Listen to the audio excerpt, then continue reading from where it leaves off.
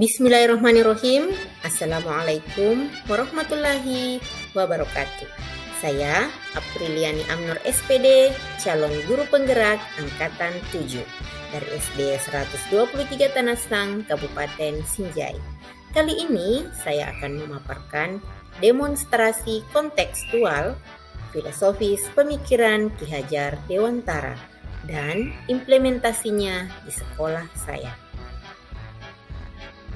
Menurut Ki Hajar Dewantara, tujuan pendidikan adalah menuntun segala kekuatan kodrat yang ada pada anak-anak agar mereka dapat mencapai keselamatan dan kebahagiaan yang setinggi-tingginya, baik sebagai manusia maupun sebagai anggota masyarakat.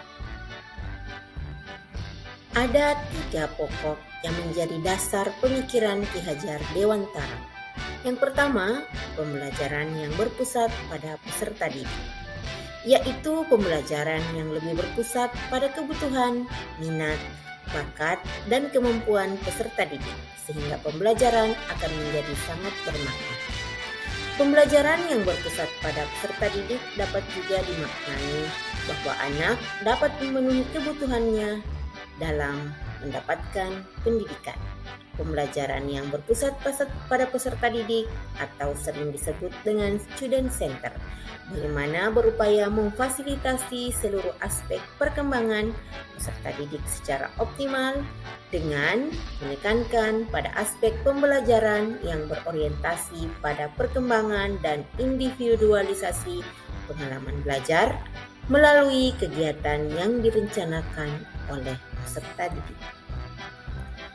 Yang kedua, pendidik menuntun kodrat anak, yaitu kodrat alam dan kodrat zaman. Kodrat alam, yaitu pendidikan harus sesuai dengan lingkungan tempat tinggal dan kearifan lokal peserta didik, atau berkaitan dengan sifat dan bentuk lingkungan di mana peserta didik berada. Pada kodrat alam, pendidik harus mampu mengenali kodrat alam anak agar mampu memberikan tuntunan yang sesuai dalam membentuk karakter anak agar menghasilkan pembelajaran yang merdeka dan menyenangkan. Kodrat zaman berkaitan dengan isi dan irama, tetap terbuka dan mengikuti perkembangan zaman yang ada. Dengan keterbukaan ini, peserta didik mampu memantaskan diri terhadap perkembangan pendidikan. Sebagai seorang pendidik, kita selayaknya membekali keterampilan kepada peserta didik sesuai zamannya agar mereka bisa hidup, berkarya, dan menyesuaikan diri.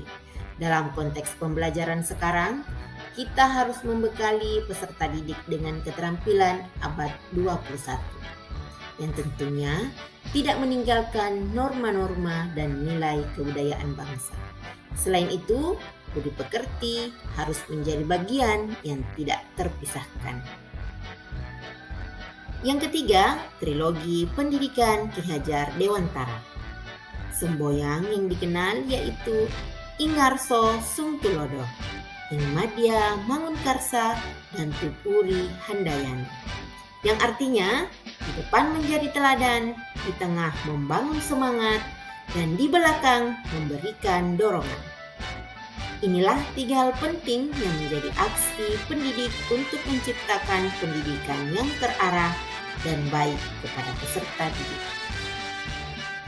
Seorang pendidik harus memberikan kebebasan kepada peserta didik untuk mengembangkan ide, berpikir kreatif, mengembangkan bakat dan minat peserta didik, dengan kata lain, merdeka belajar.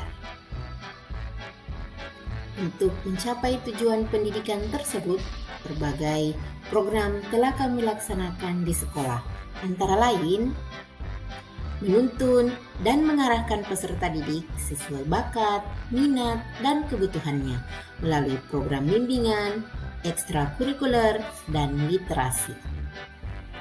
Dalam kegiatan pembelajaran, saya berusaha merancang pembelajaran yang menyenangkan dan bermakna dengan memanfaatkan teknologi dan alam sekitar yang berkaitan dengan kodrat alam dan kodrat zaman peserta didik. serta mengaitkan materi dengan kehidupan sehari-hari peserta didik. Selanjutnya, kegiatan pembiasaan karakter. Sebagai pendidik, kita tidak hanya mentransfer ilmu saja, akan tetapi kita juga mentransfer nilai-nilai karakter dan budi pekerti. Di sekolah kami menerapkan budaya Mapatabe, Pasama Deceng, dan ibadah Jumat. Kegiatannya yaitu membaca ayat suci Al-Quran, berzikir, membaca salawat, ataupun melaksanakan sholat duha bersama. Dalam penerapan pemikiran Ki Hajar Dewantara, berbagai tantangan yang kami hadapi. Yang pertama, peserta didik kurang percaya diri dalam melakukan sesuatu. Misalnya pada saat berdiskusi atau mengembangkan minat dan bakatnya. Solusinya adalah memberikan apresiasi atau pujian terhadap jawaban ataupun hasil karya peserta didik. Dan yang terpenting adalah kita tidak boleh membandingkan kemampuan peserta didik yang satu dengan peserta didik lainnya. Yang kedua, kurangnya minat belajar peserta didik. Solusinya adalah menggunakan metode pembelajaran yang beragam dan menyenangkan, serta pembelajaran yang berpusat pada peserta didik.